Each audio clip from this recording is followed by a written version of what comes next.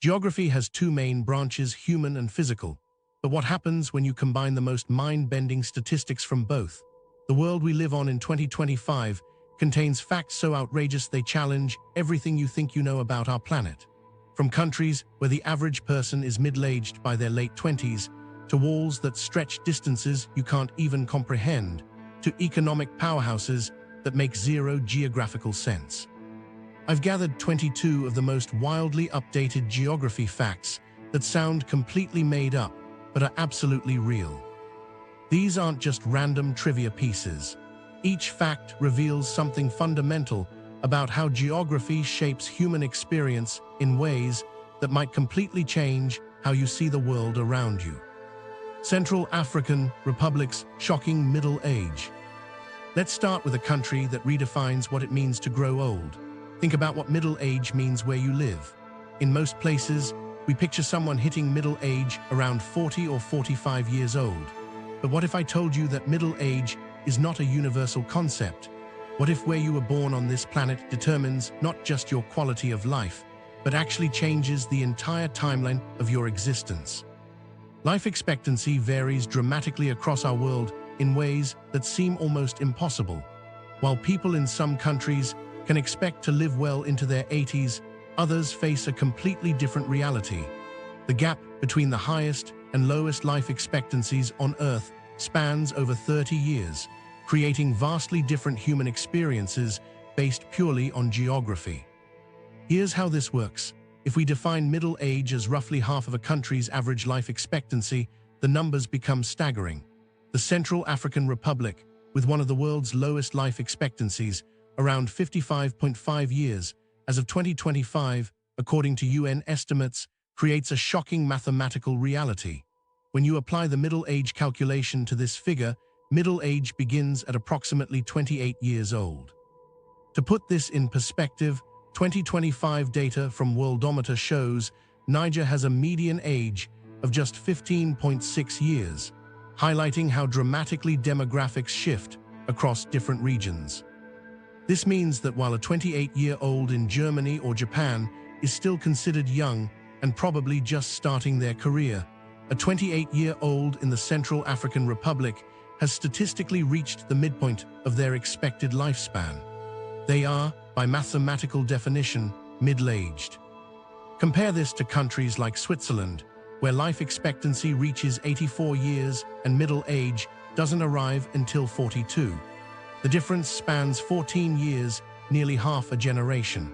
A person considered middle-aged in the Central African Republic would still be viewed as young in most developed nations. The factors behind these numbers paint a complex picture. Limited access to healthcare, ongoing conflict, infectious diseases, malnutrition, and inadequate infrastructure all contribute to reduced life expectancy. Poor sanitation systems, lack of clean water, and insufficient medical facilities create cascading health problems that affect entire populations. But these aren't just statistics on a page.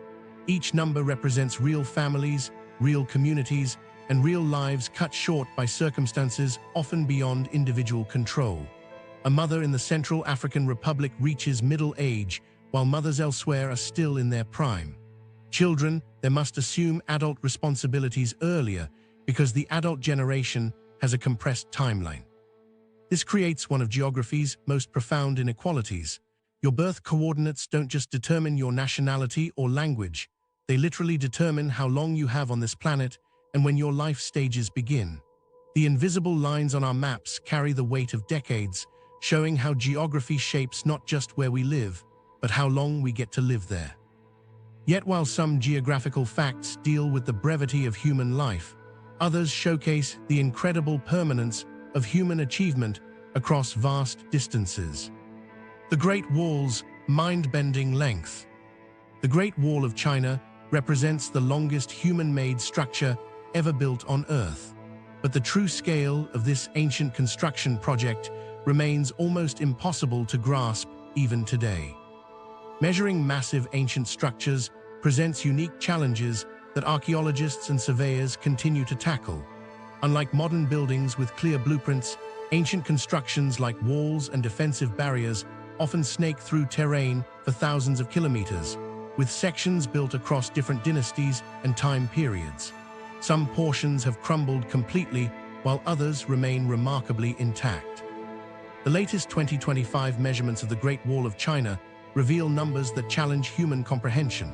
Using advanced satellite imagery, GPS technology, and ground-based surveying equipment, researchers have confirmed the wall's total length, including all branches, secondary walls, and defensive structures, reaches approximately 21,196 kilometers, according to UNESCO and Chinese government surveys. To understand this distance, imagine traveling from London to Auckland, New Zealand, then continuing across the Pacific to Sydney, Australia. That entire journey would span roughly 20,000 kilometers and take you more than halfway around the globe. The Great Wall stretches even further than this epic intercontinental route. Modern surveying technology has revolutionized how we measure these ancient marvels. Satellite mapping can now detect wall remnants buried under vegetation or sand that previous ground surveys missed completely. LiDAR technology penetrates forest canopies to reveal hidden sections, while GPS coordinates provide precise measurements that earlier expeditions could never achieve. These tools have added thousands of kilometers to previous estimates.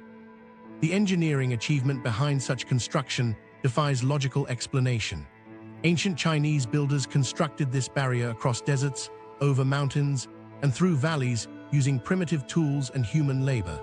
They hauled stones weighing several tons up steep mountainsides, mixed mortar that has lasted over 2 millennia, and coordinated construction efforts across vast distances without modern communication systems.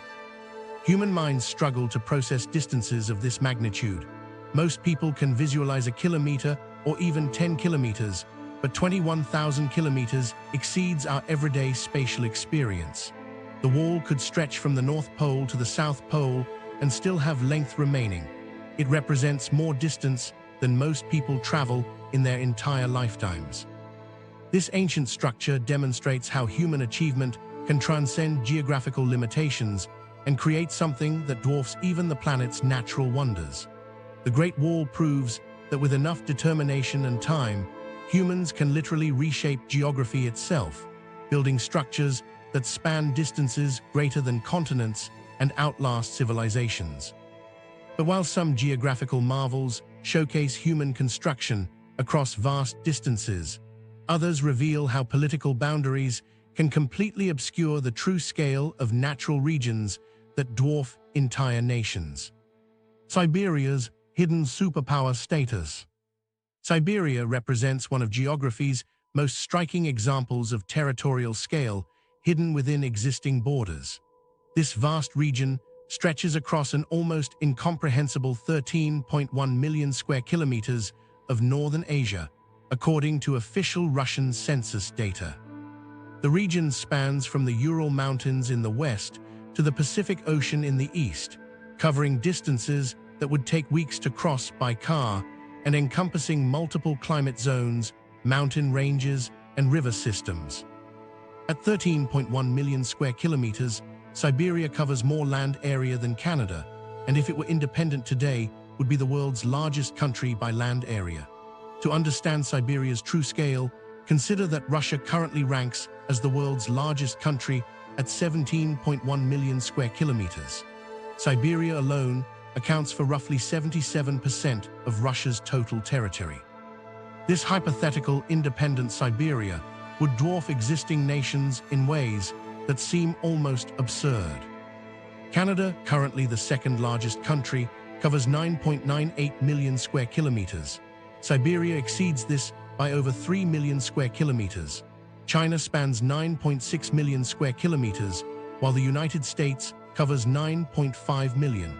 Siberia surpasses both by margins equivalent to the entire landmass of India. The region contains extraordinary resource wealth that explains its strategic importance. Vast oil and natural gas deposits lie beneath Siberian soil and offshore in surrounding Arctic and Pacific waters. These energy reserves provide crucial economic leverage in global markets and contribute significantly to Russia's international influence. Diamond mines, gold deposits, and other precious minerals add layers of economic value. Historical Russian expansion into Siberia began centuries ago, driven by fur trading opportunities and territorial ambitions. The region's harsh climate and sparse population made control feasible for a centralized government with sufficient resources. Russian settlement patterns, infrastructure development, and administrative systems gradually integrated Siberian territories into the broader Russian state structure. This situation illustrates how political boundaries can obscure true geographical realities. Our world maps show national borders that often contain regions capable of standalone existence as major powers. Siberia represents perhaps the most extreme example of this phenomenon, demonstrating how a single political entity can encompass geographical areas that exceed most countries' wildest territorial dreams. The existence of such hidden giants reveals how political maps fundamentally misrepresent geographical scale, concealing territorial behemoths within existing borders. Yet territorial size alone doesn't determine global influence. Sometimes the most surprising economic comparisons emerge when you examine how wealth concentrates in unexpected places. Nordic wealth versus California's economic might. When most people think about economic powerhouses, the Nordic countries immediately come to mind. Denmark, Sweden, Norway, Finland, and Iceland represent everything we associate with modern prosperity: high living standards, robust social systems, technological innovation, and per capita wealth that makes other nations envious. These countries consistently rank at the top of global happiness indexes and quality of life measurements. But what happens when you compare an entire region of wealthy nations against a single American state? The numbers reveal something that challenges our assumptions about economic scale and geographical concentration. When economists measure GDP, they typically compare countries to other countries, not regions to individual states within larger nations. Together, the Nordics' combined GDP of approximately $1.9 trillion is less than half of California's $4.7 trillion economy, according to 2025 data from Statista and World Bank sources. This figure represents the total economic output of Denmark's advanced manufacturing and shipping industries, Sweden's automotive and technology sectors, Norway's massive oil and gas revenues, Finland's forestry and telecommunications expertise, and Iceland's renewable energy and fishing operations. Together, these economies support roughly 27 million people across some of the world's most developed societies. Meanwhile, California's economy continues its remarkable expansion, driven by Silicon Valley's technology dominance, Hollywood's entertainment industry, vast agricultural production, aerospace manufacturing, and international trade through major Pacific ports. The state's economic engine produces goods and services that dwarf the entire Nordic region's output. Here's where the numbers become startling. 5 of the world's wealthiest, most developed nations together generate less economic activity than one American state. California's economy exceeds the Nordic total by more than $2.8 trillion, a margin equivalent to the entire GDP of countries like the United Kingdom or India. The population difference explains much of this disparity. California houses nearly 40 million residents compared to the Nordic region's 27 million, but the gap extends beyond simple demographics. California benefits from massive scale advantages, concentrated innovation clusters, and access to global markets that smaller nations cannot match. The state's technology sector alone generates more revenue than entire Nordic industries. Geography plays a crucial role in these economic patterns. California's massive landmass, diverse climate zones, extensive coastline, and position as America's Pacific gateway create natural advantages for economic development. The Nordic countries, despite their individual strengths, operate within smaller geographical constraints that limit absolute economic scale. This comparison illustrates how economic power can concentrate in specific locations rather than distribute evenly across regions, showing that concentrated geographic advantages often outweigh distributed wealth across multiple smaller territories.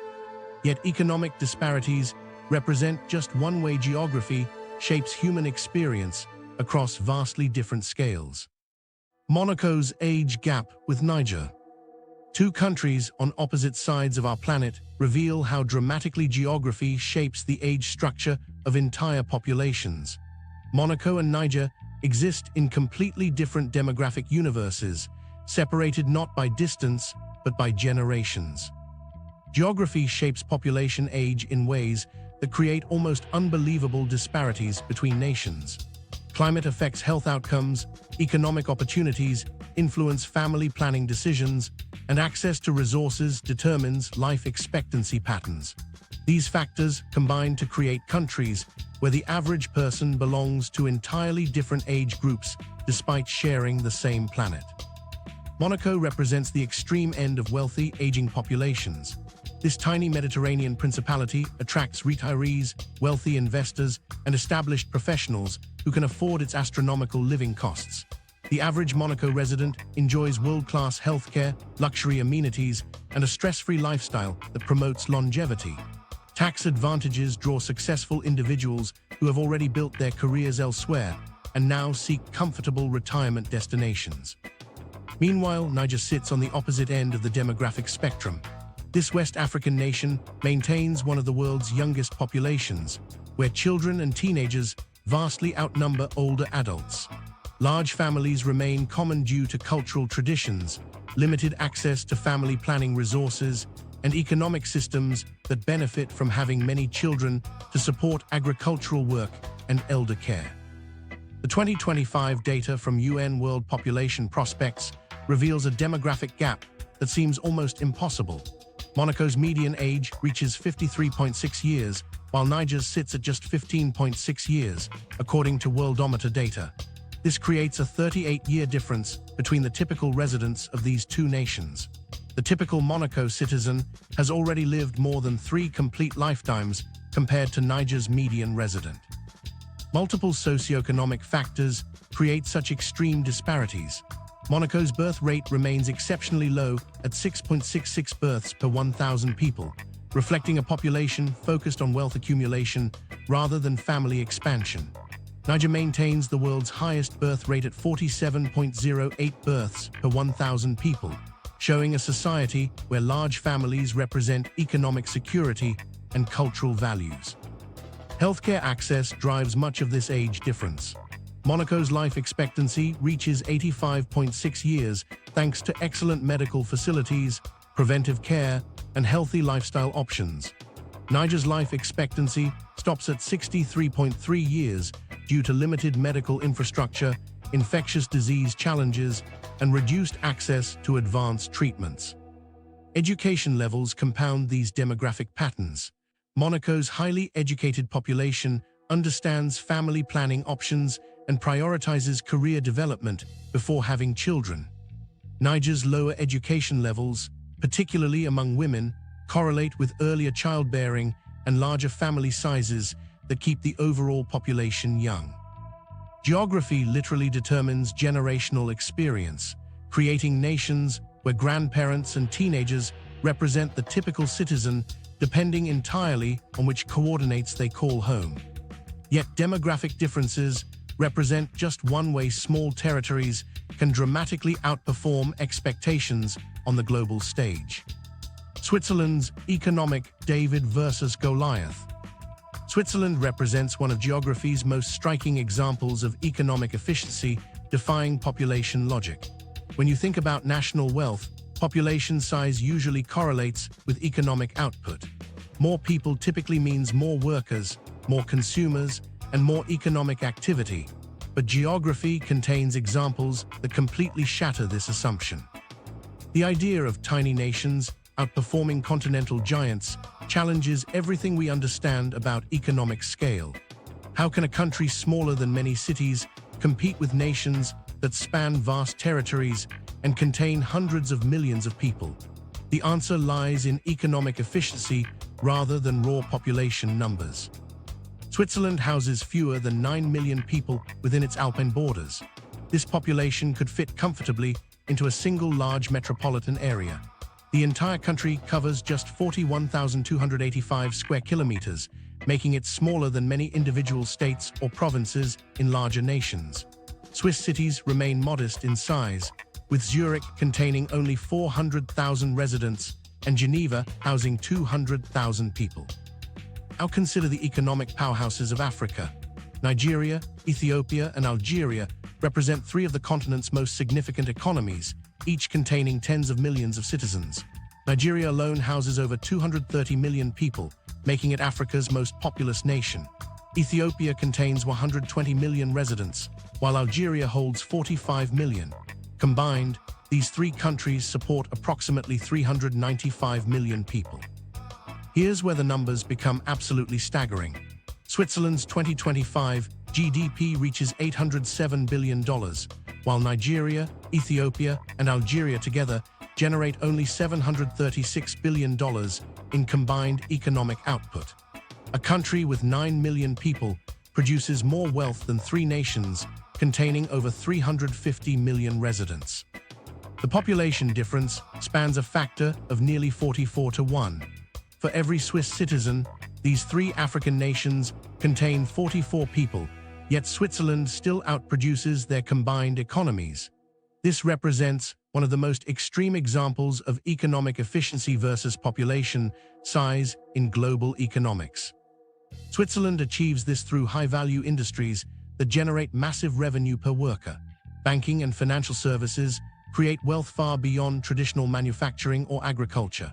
Pharmaceutical companies like Novartis and Roche produce medications worth billions annually. Luxury goods manufacturers, including Rolex and Patek Philippe, command premium prices globally. Advanced manufacturing creates precision instruments and machinery that sell for exceptional profits. Geographical advantages amplify Switzerland's economic success. The country sits at the heart of Europe, providing easy access to major markets in Germany, France, and Italy.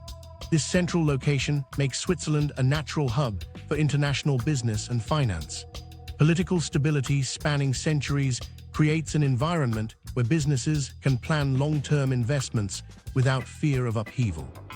Switzerland's per capita GDP of approximately $127,000 outpaces the USA's $75,000, even though it has only 9 million people, according to IMF data.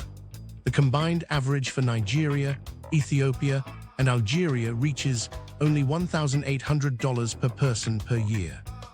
This comparison demonstrates how economic structure, geographical position, and historical stability can create wealth concentration that completely overwhelms population advantages. Yet economic efficiency represents just one way countries surprise us with their true geographical characteristics.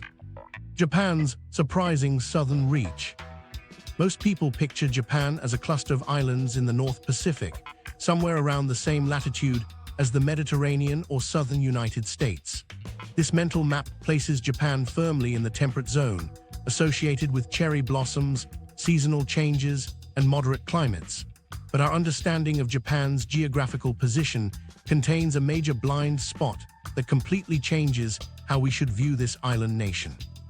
Japan's true territorial extent reaches far beyond the familiar main islands of Honshu, Kyushu, Shikoku, and Hokkaido.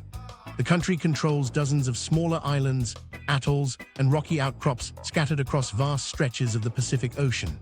These remote territories extend Japan's boundaries in directions that most world maps fail to properly illustrate, creating a national footprint that spans thousands of kilometers. The concept of uninhabited territorial claims becomes crucial when understanding modern geography. Nations around the world maintain sovereignty over tiny islands, barren rocks, and coral atolls that contain no permanent residents but serve vital strategic purposes. These remote outposts often determine maritime boundaries, resource rights, and territorial waters that extend far beyond the small landmasses themselves.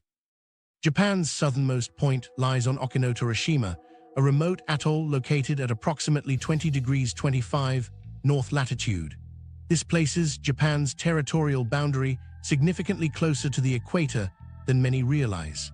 The remote island location spans over 1,740 kilometers south of Tokyo, roughly equivalent to the distance from New York to Miami. This tiny atoll sits isolated in the Philippine Sea, so far from Japan's mainland that it requires special expeditions just to reach and maintain the basic structures that preserve Japan's territorial claim. Even Japan's southernmost inhabited point on Iriomote Island sits closer to the equator than major urban centers like Sapporo, based on GI's data. This demonstrates how Japan's territorial reach extends into genuinely tropical latitudes, while its northern regions experience subarctic conditions. Territorial waters extend national boundaries far beyond visible land, and Okinotorishima demonstrates this principle perfectly. Japan's control over this minuscule atoll grants the country an exclusive economic zone covering approximately 400,000 square kilometers of ocean. This maritime territory provides fishing rights, seabed mining potential, and strategic control over crucial Pacific shipping lanes. These remote territories matter enormously for nations seeking to project power and control resources across vast ocean areas. A single small island can generate maritime claims equivalent to the size of entire countries, transforming how we understand national boundaries in an ocean-dominated world. This reveals how familiar countries contain hidden geographical reaches that extend far beyond our mental maps, proving that political boundaries often stretch into territories we never associate with those nations. Yet our misconceptions about distance extend beyond individual countries to entire regions, where proximity across water creates surprising relationships between distant cities. Jakarta's unexpected proximity to Perth. Jakarta and Perth demonstrate how oceanic geography creates connections that defy continental logic. When you think about traveling between major Australian cities, your brain probably assumes Sydney and Melbourne sit closer to each other than either does to foreign capitals. After all, they're both on the same continent, connected by highways and regular flight routes. This mental geography extends to how we picture Australia's relationship with its neighbours. Surely Australian cities must be closer to each other than to distant international destinations. Island geography creates some of the most counterintuitive distance relationships on Earth. Water doesn't respect our land-based assumptions about proximity, and vast oceanic spaces can make nearby countries feel impossibly distant while placing far-off nations surprisingly close. When continents are separated by water, the shortest routes between cities often follow paths that contradict our intuitive understanding of global geography. Jakarta occupies a strategic position in the Indonesian archipelago, sitting on the northwest coast of Java Island. This location places Indonesia's capital at the crossroads of major shipping lanes connecting Asia, Australia, and the broader Pacific region.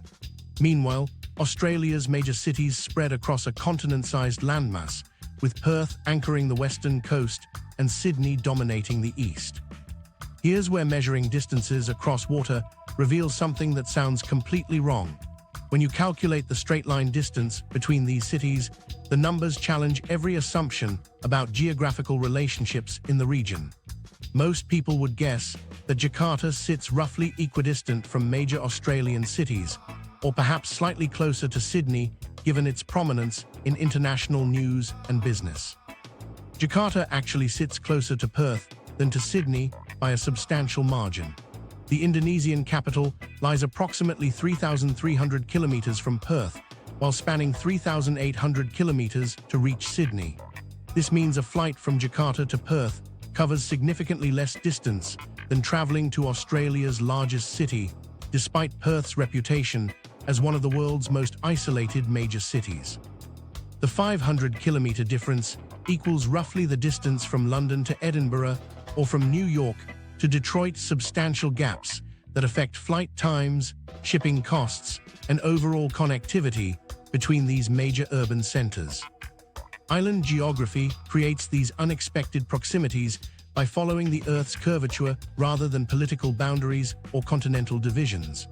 Water distances operate on pure mathematics, connecting points across oceans without regard for which countries or continents they represent.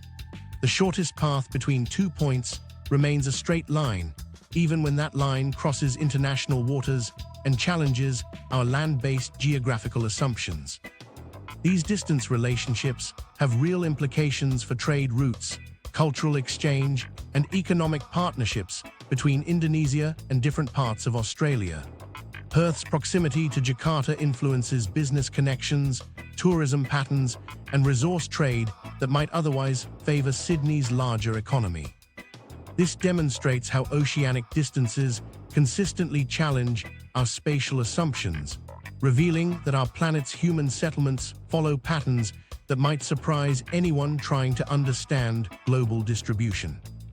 Northern Hemisphere's population dominance. One pattern emerges more dramatically than any other when examining where humans actually live on Earth. How evenly do you think humans spread across our planet? Most people assume that with 7 continents and vast landmasses available, our species would distribute relatively evenly between the northern and southern halves of Earth. The reality of global population distribution creates one of geography's most striking examples of human clustering. Hemisphere-based demographics reveal patterns that challenge our assumptions about human settlement. When geographers divide Earth along the equator, they create 2 roughly equal halves in terms of land and water. Yet the human populations occupying these hemispheres show anything but equal distribution. The numbers become more extreme each year as population growth continues in specific regions. As of mid-2025, over 96% of Earth's 8.23 billion people live in the Northern Hemisphere, according to UN World Population Prospects data. This means that roughly 7.9 billion humans occupy the Northern Hemisphere, leaving only 4% of our species scattered across the entire Southern Hemisphere. The percentage breakdown reveals the extreme nature of this clustering. The Southern Hemisphere contains vast landmasses, including most of South America, all of Antarctica, most of Africa, Australia, and numerous Pacific islands. Despite this substantial territory, it houses fewer than 330 million people. Meanwhile, the Northern Hemisphere packs nearly 8 billion humans into its boundaries. Geographical factors explain much of this concentration pattern. The Northern Hemisphere contains significantly more landmass than the Southern Hemisphere, providing more space for agriculture, cities, and human development. Major population centers like China, India, Europe, and North America all sit firmly north of the equator, driving massive demographic concentrations. Historical settlement patterns compound this geographical advantage. Early human civilizations developed in northern regions with favorable climates for agriculture, including the Fertile Crescent, the Indus Valley, and river systems in China. These civilizations grew into population centers that continue attracting people today. Climate zones in the Northern Hemisphere offer more temperate regions suitable for large-scale agriculture and urban development. The Southern Hemisphere contains more extreme environments, including the vast Amazon rainforest, the Sahara Desert's southern portions, and Antarctica's frozen wasteland.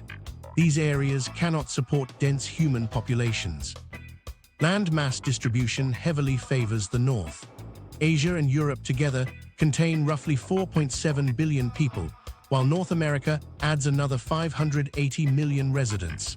These northern continents offer the agricultural potential, natural resources, and climate conditions that enable massive population growth. This creates one of Earth's most remarkable demographic realities. Humanity clusters so dramatically in the Northern Hemisphere that the southern half of our planet remains relatively empty despite containing enormous territorial space. Yet understanding where people live requires examining not just hemispheres, but how we actually define the urban areas where most humans concentrate. China's urban administrative giants. China's approach to defining city boundaries creates some of the most dramatic urban measurements on Earth. How do you measure a city's true size? Most people assume cities have clear boundaries where urban areas end and countryside begins, but this assumption falls apart when examining how different countries actually define their urban territories.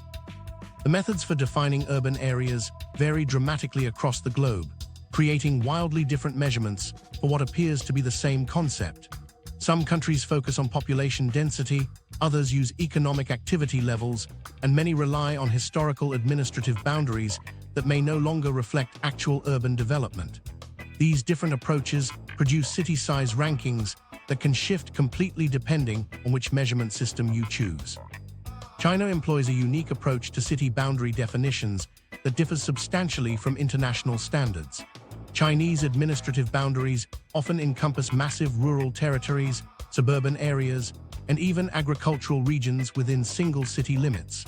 This system reflects China's governmental structure, where cities function as administrative units responsible for managing diverse territories that extend far beyond traditional urban cores. The distinction between administrative areas and actual urban development creates significant tension in global city comparisons. A city might rank as enormous by administrative boundaries while containing vast rural areas with sparse population density.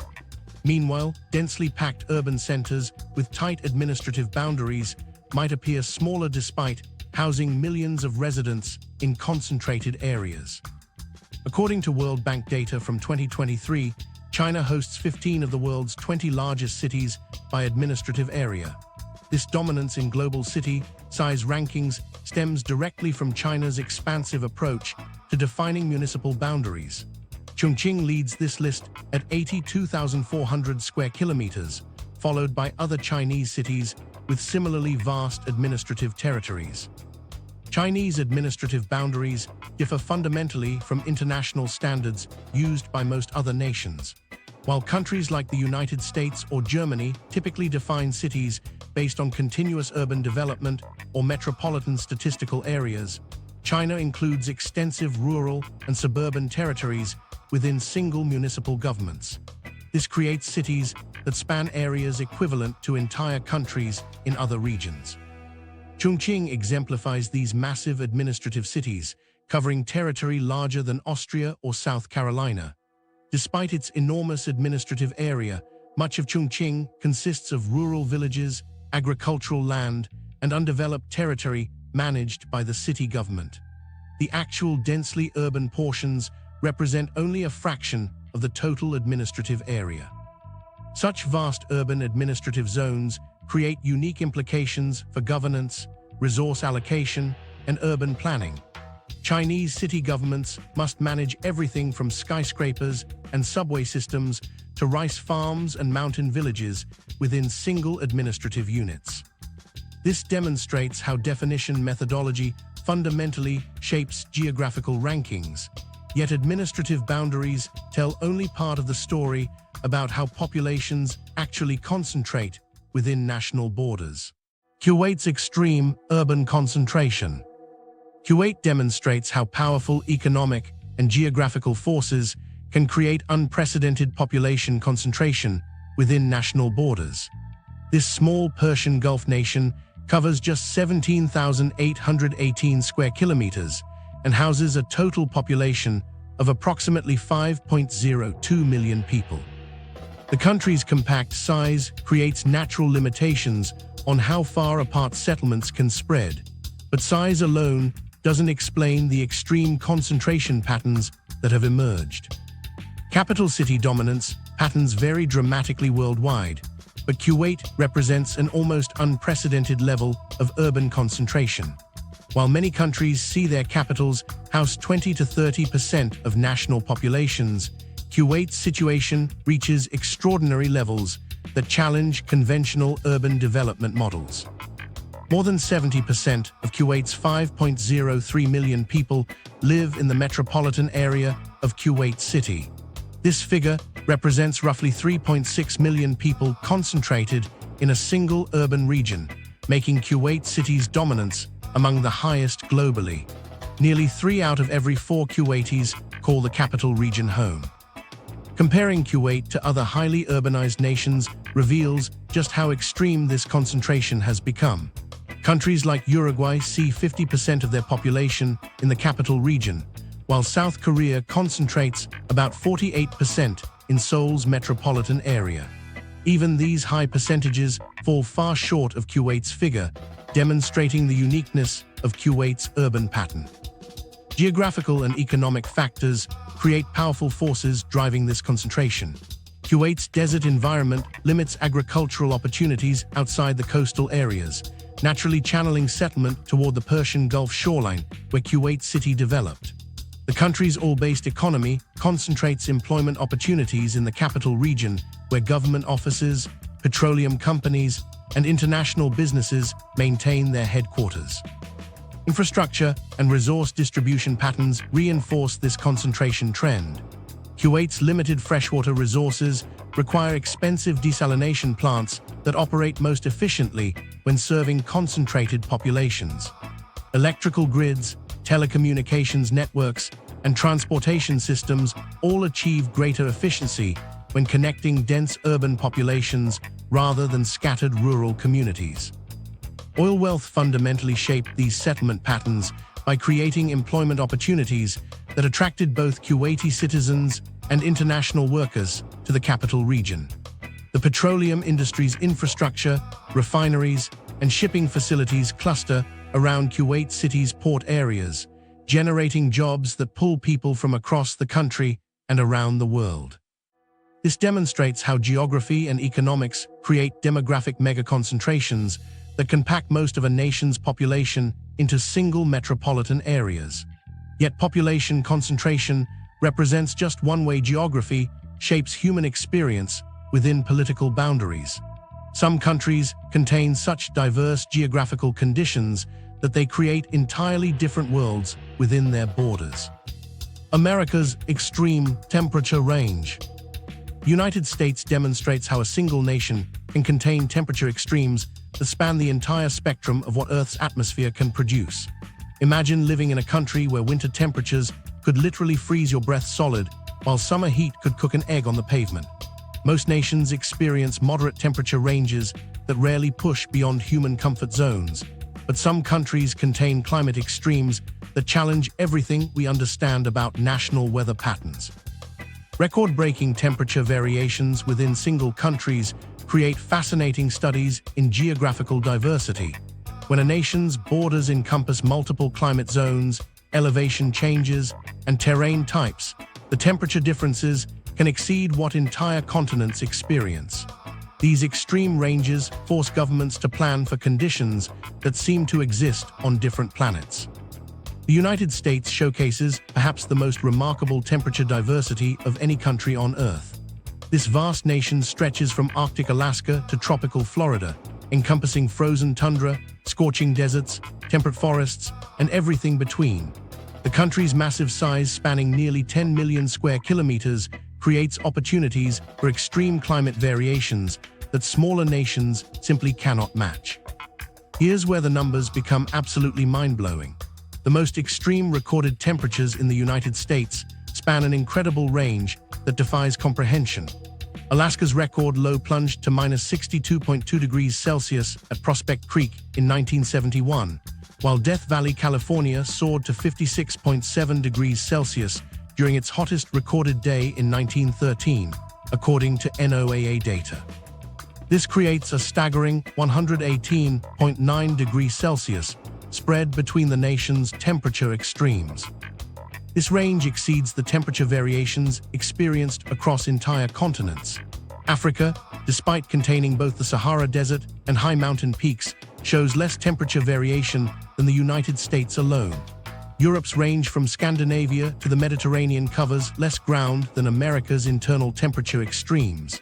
Even Asia, the world's largest continent, struggles to match the climate diversity contained within American borders. Geographical factors create these extraordinary temperature differences through a combination of latitude, elevation, and terrain features. Alaska's northern regions sit inside the Arctic Circle, where winter darkness lasts months and summer warmth barely penetrates frozen ground. Meanwhile, Death Valley lies 86 meters below sea level in a desert basin where surrounding mountains trap heat and block cooling winds. The Rocky Mountains, Sierra Nevada, and other major ranges create rain shadows and influence wind patterns that dramatically affect regional temperatures. These elevation changes can produce 20-degree temperature differences within just a few kilometers of travel.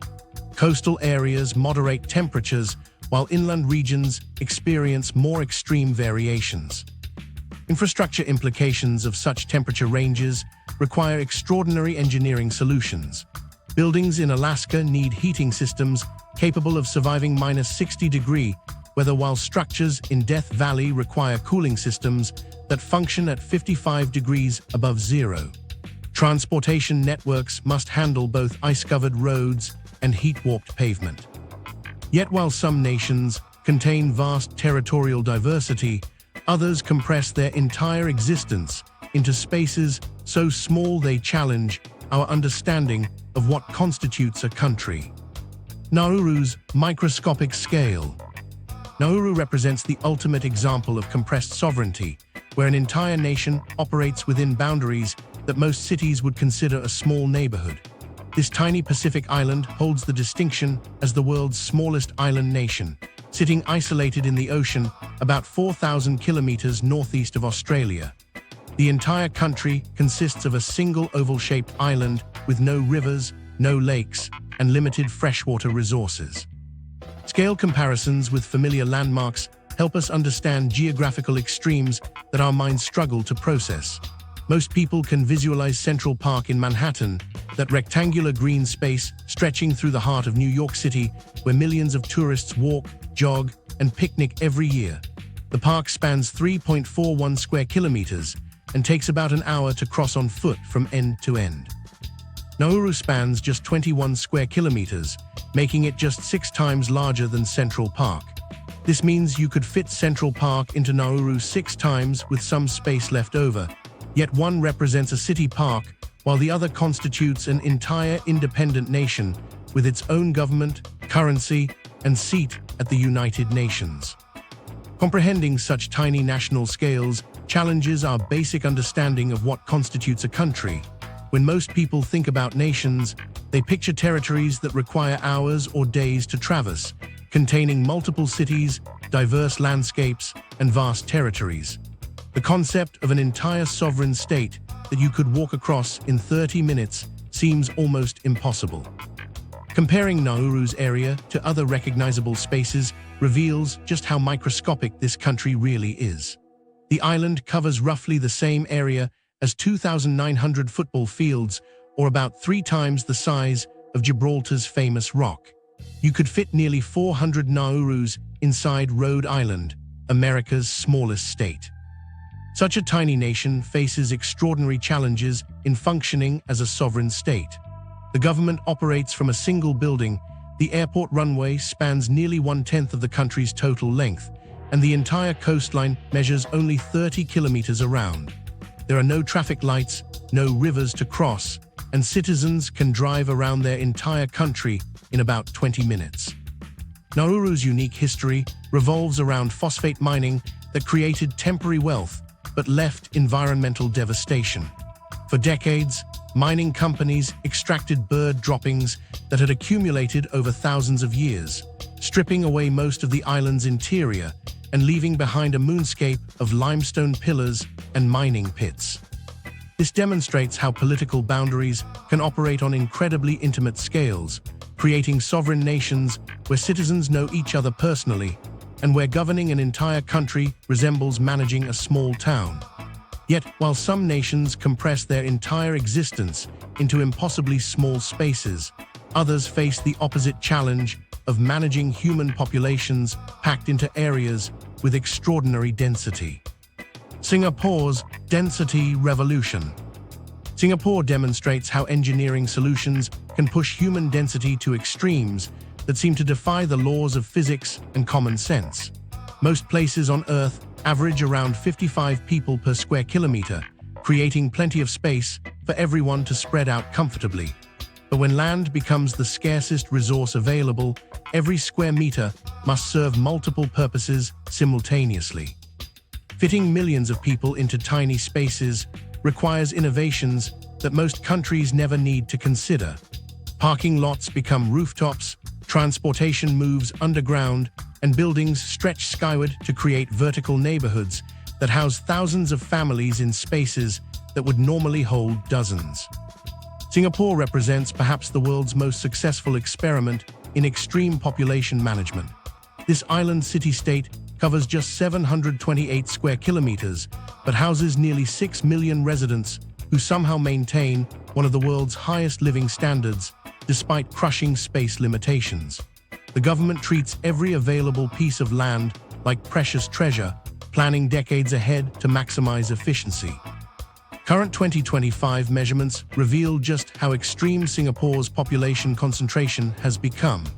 Singapore now packs 8,387 people per square kilometer across its territory, according to Worldometer data. This figure represents one of the highest population densities ever achieved by any nation in human history. To understand this number, imagine cramming over 8,000 people into a single square kilometer, roughly the size of 140 football fields placed side by side.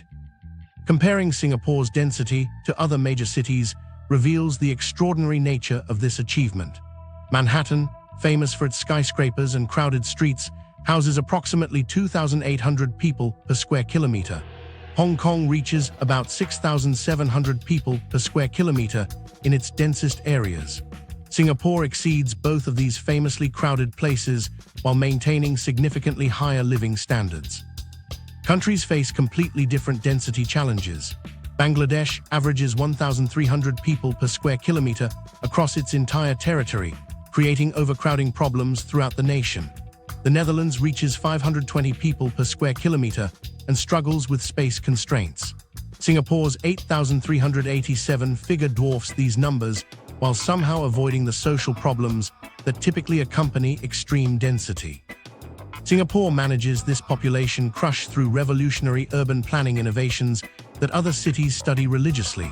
High-rise public housing blocks house 80% of residents in government-built apartments that integrate shopping, dining, and recreation within walking distance. Underground networks connect buildings without consuming surface space. Rooftop gardens and vertical farms grow food in spaces that would otherwise remain empty. Public transportation moves 64% of residents daily through subway systems, buses, and integrated networks that eliminate most private car ownership. Green spaces appear throughout the urban environment as pocket parks, rooftop gardens, and tree-lined walkways that provide psychological relief from density pressures. This demonstrates how intelligent space management can accommodate human populations at densities that would normally create disaster. Yet managing extreme population concentration represents just one way geography challenges human organization across vast territories. Russia's time zone domination. Russia's territorial reach creates temporal chaos that fragments time itself across a single nation. When a country stretches so far across the globe that sunrise and sunset occur nearly a full day apart, coordinating anything becomes a logistical nightmare that smaller nations never face. Russia's massive east-west territorial extent spans an almost incomprehensible 10,000 kilometers from its European borders to the Pacific Ocean. This distance represents roughly 1/4 of Earth's circumference, stretching across vast Siberian forests, frozen tundra, mountain ranges, and countless rivers. The sheer scale challenges human comprehension. You could drive for weeks without leaving Russian territory. Russia spans 11 time zones, more than any other country in the world. When Moscow residents eat lunch at noon, people in Vladivostok prepare for midnight. This means Russian territory experiences nearly every possible hour simultaneously. While some citizens wake up for work, others across the country settle down for sleep. The temporal fragmentation creates a nation that exists in multiple time periods at once. Comparing Russia to other large countries reveals just how exceptional this time zone coverage becomes. The United States manages 6 main time zones across its continental territory. Canada operates within 6 zones despite its massive northern reach. China, remarkably, forces its entire territory to operate on Beijing time despite spanning distances that would naturally require 5 zones. Russia's 11 zones dwarf these numbers completely. The practical implications of such geographical span create daily chaos that most countries never experience. Government meetings require careful coordination to ensure participants aren't sleeping when conferences begin. Military operations must account for commanders operating in completely different time periods. Television networks must broadcast programs at different times to reach audiences during appropriate viewing hours. Stock markets in different regions operate on completely separate schedules. Communication and coordination challenges multiply exponentially across such distances. Emergency response systems must operate around the clock to serve populations in different time zones. Government agencies require 24-hour staffing to maintain contact with regional offices. Educational systems coordinate school years across zones where seasons begin and end weeks apart. The historical context of such vast territorial control reflects centuries of expansion across Asia and Eastern Europe.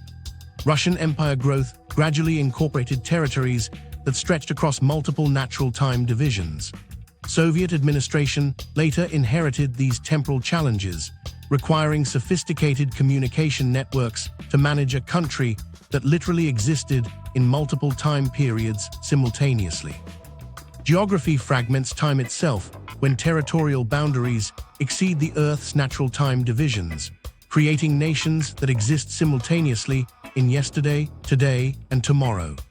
Yet while some geographical challenges involve managing vast territories, others reveal how essential resources concentrate in the most unexpected places on our planet. Antarctica's freshwater monopoly. Antarctica holds Earth's most concentrated freshwater reserves in ways that completely reshape our understanding of global water distribution. Water shortages affect billions of people worldwide, with entire regions facing severe droughts and dwindling supplies. Major cities from Cape Town to Chennai have nearly run out of drinking water in recent years, forcing governments to implement strict rationing measures. Climate change intensifies these problems as rainfall patterns shift and traditional water sources disappear.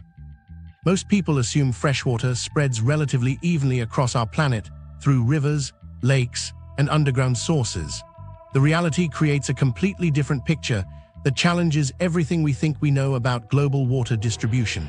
When scientists calculate where Earth's freshwater actually sits, the numbers reveal extreme geographical concentration that seems almost impossible. Antarctica plays a role in global water systems that extends far beyond its reputation as a frozen wasteland. This massive continent functions as Earth's largest freshwater storage facility, holding resources that dwarf all other sources combined.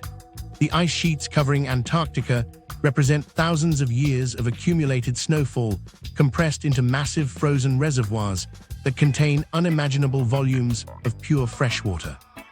Ice operates as perhaps the most efficient water storage system on our planet. Unlike rivers that flow into oceans or lakes that evaporate during droughts, frozen water remains locked in place for millennia. Antarctic ice sheets preserve freshwater in crystalline form, creating permanent reservoirs that neither evaporate nor drain away. Antarctica contains 70% of Earth's freshwater trapped in ice form. This figure represents roughly 26.5 million cubic kilometers of frozen freshwater, an amount so vast that it defies human comprehension. To understand this volume, imagine every lake, river, stream, and underground water source on Earth combined. Antarctica holds more than twice that amount in its ice sheets alone. The remaining 30% of Earth's freshwater exists in glaciers outside Antarctica, groundwater reserves, lakes, rivers, and atmospheric moisture combined. This means a single continent holds more than twice as much freshwater as the rest of the planet's entire water supply put together. Accessing this frozen resource presents challenges that seem nearly impossible to overcome. Antarctica's remote location, extreme weather conditions, and environmental protection treaties make any extraction attempts practically unfeasible. The continent sits thousands of kilometers from populated areas across some of Earth's most dangerous ocean passages. Climate change threatens this massive water reservoir in ways that could reshape global geography forever. Rising temperatures accelerate ice melting, releasing Antarctic freshwater into oceans where it becomes useless for human consumption while raising sea levels that threaten coastal communities worldwide. This demonstrates how Earth's most vital resources concentrate in single locations that remain completely inaccessible. Yet our planet contains even more dramatic examples of geographical dominance that challenge our basic assumptions about surface coverage. Pacific Ocean's territorial dominance. The Pacific Ocean demonstrates water's complete geographical supremacy over land in ways that reshape our understanding of what actually covers our planet. When cartographers measure oceanic boundaries, they encounter distances that exceed human comprehension. This single body of water spans from Asia to the Americas, stretching across roughly 1/3 of Earth's entire surface and creating the largest geographical feature our planet contains. Oceanic geographical dominance operates on scales that dwarf terrestrial features in ways that seem almost impossible. While we focus on mountains, deserts, and forests as major geographical elements, these land-based features pale in comparison to the massive water expanses that actually define our planet's surface. The oceans represent geography's true giants, covering areas that make entire continents seem small by comparison. Here's where the numbers become absolutely staggering when comparing water to all land masses combined. The Pacific Ocean alone covers approximately 165 million square kilometers of Earth's surface. This single ocean spans more area than every continent, island, and piece of land on our planet put together. All 7 continents combined cover roughly 149 million square kilometers, making the Pacific Ocean larger than the entire global landmass by a margin of 16 million square kilometers. Comparing the Pacific's area to individual continents reveals just how massive this ocean really becomes. Asia, the world's largest continent, covers 44 million square kilometers. The Pacific Ocean contains nearly 4 complete Asias within its boundaries. Africa spans 30 million square kilometers, while North America covers 25 million. You could fit both continents into the Pacific, with room for South America's 18 million square kilometers as well. Such oceanic dominance affects global systems in ways that land-based geography cannot match. The Pacific absorbs enormous amounts of carbon dioxide from the atmosphere, regulating climate patterns across multiple continents. Ocean currents within this vast expanse transport heat from tropical to polar regions, moderating temperatures worldwide. Weather systems develop over Pacific waters and influence rainfall patterns from Australia to South America. International trade routes traverse Pacific waters, connecting Asian manufacturing centers with American markets across distances that would take weeks to cross by ship. These shipping lanes carry more cargo volume than any land-based transportation system could handle, demonstrating how oceanic geography enables global commerce on scales impossible through terrestrial routes. This reveals water's complete geographical supremacy over land, proving that Earth functions as an ocean planet with scattered land interruptions rather than continents separated by water. Yet our assumptions about geographical classifications extend beyond simple land versus water distinctions, challenging even our most basic definitions of familiar environments. Antarctica's desert paradox. Antarctica challenges our most basic assumptions about what constitutes a desert environment. When most people hear the word desert, they immediately picture endless sand dunes, scorching heat, and camels walking across blazing landscapes. The Sahara Desert reinforces this mental image, with temperatures exceeding 50 degrees Celsius and vast expanses of golden sand stretching beyond the horizon.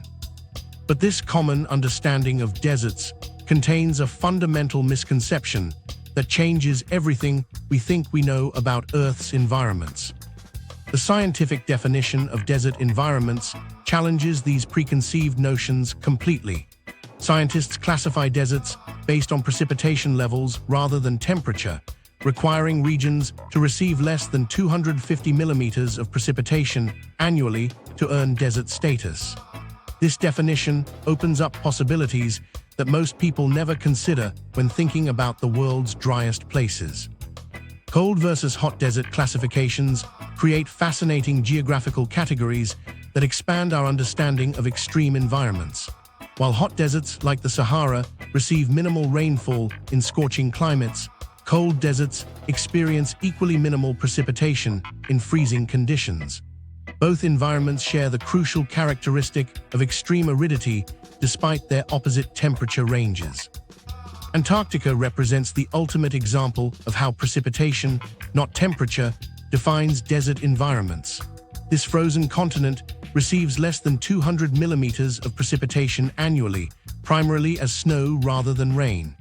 Most areas of Antarctica experience even lower precipitation levels, making it one of the driest places on Earth despite being covered in ice and snow. The revelation that Antarctica qualifies as the world's largest desert by precipitation measurements sounds completely absurd until you examine the scientific criteria. Antarctica covers 14 million square kilometers while receiving minimal annual precipitation, dwarfing traditional hot deserts in both size and aridity. The Sahara Desert spans roughly 9 million square kilometers, making Antarctica significantly larger while maintaining equally dry conditions through different mechanisms. Comparing Antarctica's precipitation to traditional hot deserts reveals surprising similarities in annual moisture levels.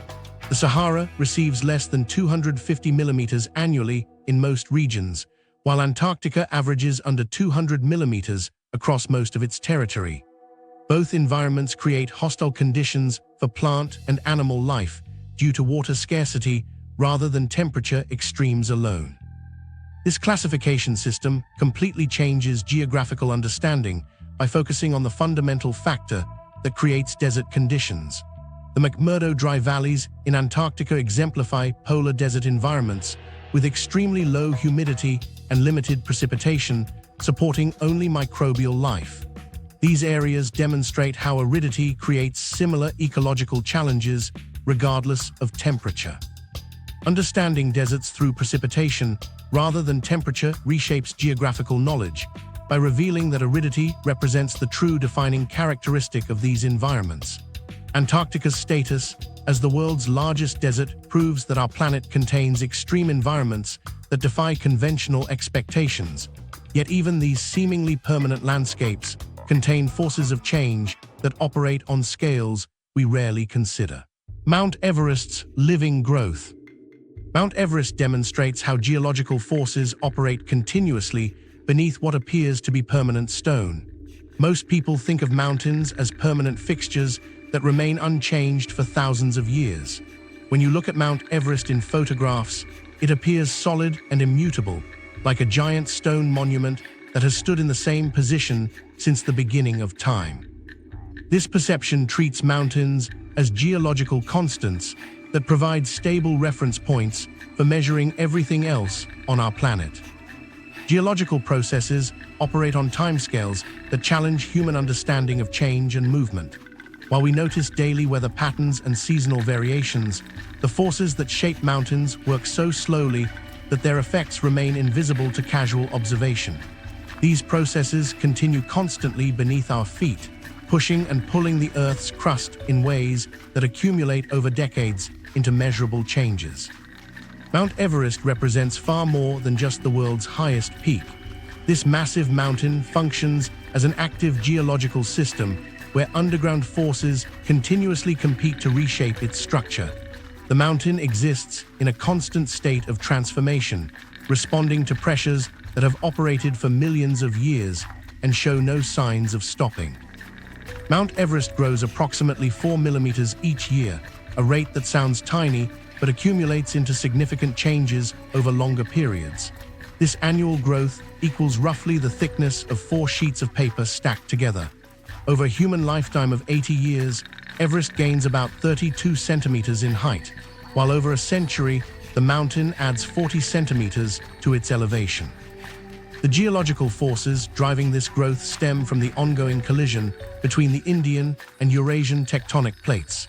The Indian plate pushes northward into the Eurasian plate at a constant rate, causing the Earth's crust to compress and buckle upward. This collision creates the entire Himalayan mountain range, while specifically forcing Everest higher each year through continuous tectonic pressure. Measuring a constantly changing peak creates fascinating challenges for surveyors and scientists who need precise altitude figures. Traditional surveying methods assumed mountains remained static between measurements, but modern technology reveals ongoing height variations that require updated calculations. The official elevation of Mount Everest gets revised periodically as new data becomes available. Altitude records and climbing statistics face interesting implications from this continuous growth. The mountain that climbers ascend today stands measurably higher than the peak that early expeditions attempted decades ago. Future climbing records will technically occur on a taller mountain than previous achievements, even if the difference remains too small for individual climbers to notice. These examples demonstrate how geography remains in constant motion rather than maintaining fixed positions, proving that our planet continues reshaping itself through invisible but measurable geological forces. Yet while some geographical features grow and change over time, others reveal surprising absences that challenge our basic assumptions about what every place on Earth should contain. Countries without rivers. Rivers seem like such basic geographical features that most people assume every country must have at least one flowing through its territory. When you picture any nation on Earth, your mental map probably includes rivers providing fresh water, supporting agriculture, and connecting inland areas to the sea. These flowing waterways appear so fundamental to human civilization that imagining countries without them feels almost impossible. Nations completely lacking flowing water create fascinating geographical puzzles that challenge our assumptions about how countries function and survive. The absence of rivers forces entire populations to find alternative solutions for the most basic human need: access to fresh water. These situations reveal just how adaptable human societies can become when faced with extreme geographical limitations. The concept of riverless countries sounds like a contradiction until you examine the specific geographical conditions that prevent river formation entirely. Some regions experience such limited precipitation that no permanent flowing waterways can establish themselves. Other areas lack the elevation changes necessary to create the runoff patterns that feed river systems. These factors combine to create nations where citizens have never experienced a single permanent stream. 17 countries exist worldwide without any rivers whatsoever, including major nations like Saudi Arabia and the United Arab Emirates. This list encompasses territories where geological and climatic conditions have prevented any permanent flowing waterways from forming. Countries such as Bahrain, Kuwait, Oman, Qatar, and several small island nations join this exclusive group of riverless territories. These nations manage water resources through sophisticated systems that river-rich countries rarely need to consider. Saudi Arabia operates massive desalination plants that convert seawater into drinking water for millions of residents. The UAE combines desalination with underground aquifer extraction to meet its water demands. Other riverless nations import water through pipelines from neighboring countries or rely entirely on groundwater reserves. Water acquisition methods in riverless versus river-rich countries reveal stark contrasts in infrastructure and costs. Nations with abundant rivers simply tap into natural flow systems using relatively simple technology. Riverless countries must invest billions in desalination plants, deep well drilling, and water transport systems that consume enormous amounts of energy. Geographical factors preventing river formation include desert climates with minimal annual rainfall and flat terrain, lacking the elevation changes that create natural water flow. Many riverless countries sit in arid regions where evaporation exceeds precipitation year-round. Without mountains or hills to generate runoff, no water accumulates into streams that could develop into rivers. Economic and social implications of lacking rivers affect everything from agriculture to recreation. Water costs remain higher in riverless nations, limiting farming potential and increasing food import dependence. Cultural activities centered around rivers simply cannot exist, while tourism loses potential attractions that flowing waterways typically provide. Human adaptation to geographical limitations demonstrates remarkable ingenuity. Yet some places on Earth present even more extreme challenges by positioning entire regions far below the levels we consider normal. Dead Sea's extreme depths. The Dead Sea occupies a unique geographical position that defies conventional expectations about land and water relationships. This massive salt lake sits nestled between Jordan, Israel, and Palestine in a region where geological forces have created one of our planet's most extraordinary natural features. The lake stretches approximately 67 kilometers long and 18 kilometers wide, creating a substantial body of water in an otherwise arid landscape. Standing on the shores of the Dead Sea places you in one of the most extreme locations accessible by land anywhere on Earth. Unlike ocean depths that require specialized equipment to reach, this remarkable depression allows ordinary visitors to experience extreme elevation simply by walking to the water's edge. The Dead Sea lies approximately 430.5 meters below sea level, making it the lowest point on Earth's surface that humans can reach without special diving equipment. This depth exceeds the height of many skyscrapers turned upside down. If you placed the Empire State Building in this depression, its top floors would still sit below normal sea level. Comparing this depth to other low-elevation locations reveals just how extreme the Dead Sea really becomes. The Caspian Sea sits about 28 meters below sea level, while California's Salton Sea drops 69 meters below the baseline. The Dead Sea plunges more than 6 times deeper than the Salton Sea and over 15 times lower than the Caspian Sea's surface level. Geological processes created this massive depression through tectonic activity within the Dead Sea Transform Fault Line. This geological boundary forms part of the larger Great Rift Valley system, where Earth's crustal plates pull apart and create deep valleys. Over millions of years, this stretching and sinking carved out the basin that now holds the Dead Sea. The extreme depth creates unique properties that transform the Dead Sea into something unlike any other body of water on Earth.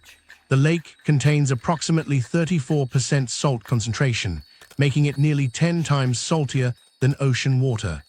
This extreme salinity allows people to float effortlessly while making it impossible for most aquatic life to survive. Environmental changes continue affecting the Dead Sea as water levels drop dramatically due to river diversions and increased evaporation. The shrinking shoreline exposes previously submerged areas while creating dangerous sinkholes that threaten surrounding infrastructure. This demonstrates how geography creates extreme environments that push the boundaries of what seems possible on our planet's surface. Yet even our most fundamental geographical measurements face challenges that force scientists to question facts we thought were permanently established. Nile versus Amazon River debate. Which river actually holds the title as the world's longest? For decades, geography textbooks have confidently declared the Nile River as the undisputed champion, but this seemingly settled question has erupted into one of geography's most heated debates. Conflicting geographical measurements create confusion that challenges our most basic understanding of river systems. When different research teams using various methodologies produce completely different results for the same rivers, it becomes clear that measuring something as seemingly straightforward as river length involves far more complexity than most people realize. These disagreements aren't just academic disputes, they represent fundamental questions about how we define and measure our planet's features. Traditional assumptions about the Nile's supremacy dominated geographical education for generations. Students worldwide learned that the Nile stretches approximately 6,650 kilometers from its source in East Africa to its mouth at the Mediterranean Sea, making it the longest river on Earth by a comfortable margin. This figure appeared in countless textbooks, atlases, and reference materials as an established geographical fact that required no further investigation. New research has emerged that directly challenges these long-held beliefs about river measurements. Advanced satellite imagery, GPS technology, and updated survey techniques have enabled scientists to re-examine river systems with unprecedented accuracy. These modern tools reveal details about river courses, tributaries, and source locations that previous ground-based surveys missed completely, forcing researchers to reconsider measurements that seemed settled decades ago. An ongoing debate now suggests the Amazon River may actually exceed the Nile's length when measured using updated methodologies. Recent studies indicate the Amazon could stretch between 6,800 and 7,000 kilometers, potentially making it longer than the Nile by several hundred kilometers. These revised measurements stem from new discoveries about the Amazon's true source location and more precise mapping of its complete course through South America. River length determination faces measurement challenges that create significant variations in final results. Researchers must decide where exactly a river begins and ends, choices that can add or subtract hundreds of kilometers from total measurements. Satellite imagery can trace river courses more accurately than ground surveys, but even these advanced tools require human interpretation about which tributaries to include and where boundaries actually exist. Different methodologies produce dramatically different results for the same rivers. Some researchers measure only the main channel, while others include major tributaries in their calculations. Ground-based surveys often miss remote headwater regions that satellite mapping can detect. GPS coordinates provide precise measurements, but require decisions about which specific points constitute a river's true beginning and end. Source and mouth definitions affect measurements in ways that can completely change river length rankings. The Amazon's source has been redefined multiple times as researchers discover more distant headwater streams. Similarly, river mouths involving complex deltas or multiple channels create measurement challenges where different endpoints produce different total lengths. This debate reveals how geographical knowledge remains dynamic rather than fixed, with even our most fundamental measurements subject to revision as research methods advance and new data emerges. Geography continues evolving as a field that reveals how interconnected our world truly becomes. These 22 facts demonstrate how our planet continues surprising us, even with advanced technology and decades of research. The 2025 data reveals that geography shapes human experience in ways most people never consider. Your birth location determines not just your nationality, but literally how long you live and when middle age begins. Economic powerhouses emerge in unexpected places, while massive territories hide within familiar countries. Population concentrations defy logic, and rivers grow longer as we measure them more precisely.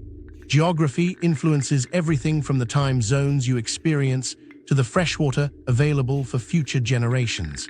Question every geographical assumption you hold.